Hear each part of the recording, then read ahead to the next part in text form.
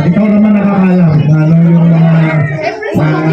sa hirap natin, ikaw nakakaunawa sa ating mga pinagdadaanan, lalo-lalo na sa amin. But ang blessing ay galing sa Panginoon, babalik din ng Panginoon sa iyo.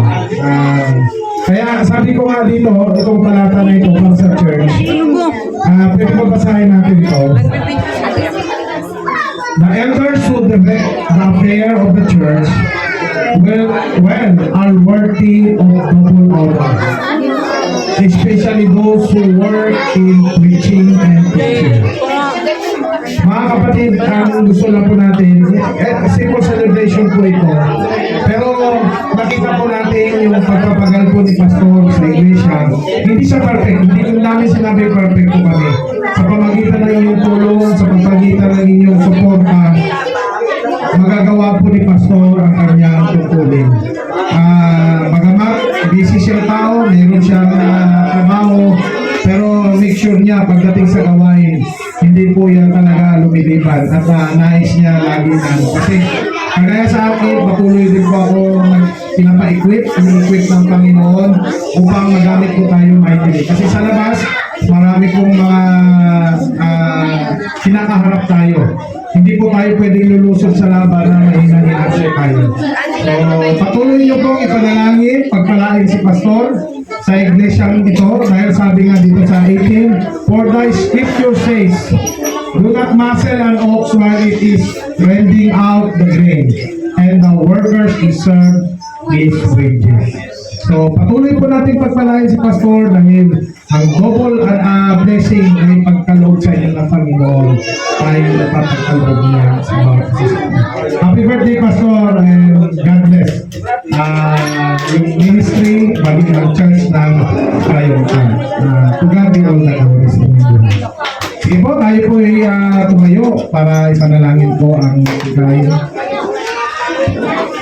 Nakita namin Diyos na makapangyarihan sa lahat. Minsan pa, Lord, salamat sa iyong biyaya, salamat sa iyong pabor.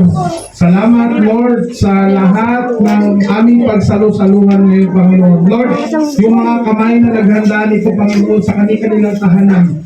Lord, alam namin, Panginoon, gaya nga ng iyong talata na ipinahayag, Panginoon, ni Pablo, na yung kanilang pagpapagal para maibigay, Panginoon, kahit papaano sa karawan ni Pastor Bernard, Panginoon. Ikaw po ang patuloy na magpala sa kanila. As we enjoy the fellowship, Panginoon, as we enjoy na makasama namin ang bawat isa, maging si Pastor Bernard, Panginoon, sa kanyang buhay, Lord, basbasan mo itong pagkain na ito na maging kalakasan, kasiglahan, Panginoon, ang aming physical na katawan, upang ang katawan na ito, Panginoon, ay patuloy mong magamit, Panginoon, to advance your kingdom dito sa lugar na ito, Panginoon. Lord, binabalik namin lahat ng papuri at pasasalamat. Ikaw po ang magbalik sa mga nagkaloob dito ng pagpapalang sa kanila. Ikaw po ang aming dalangin sa dakilang pangalan ng Antas Kristo. Amen. Amen. Happy birthday to you. Happy birthday to you. Happy birthday to you. Happy birthday, happy birthday. Happy birthday to you.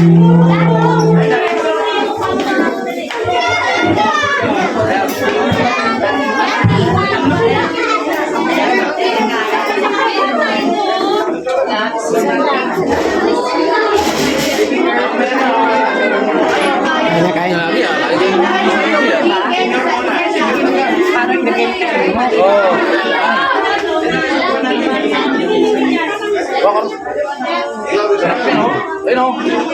Tambok?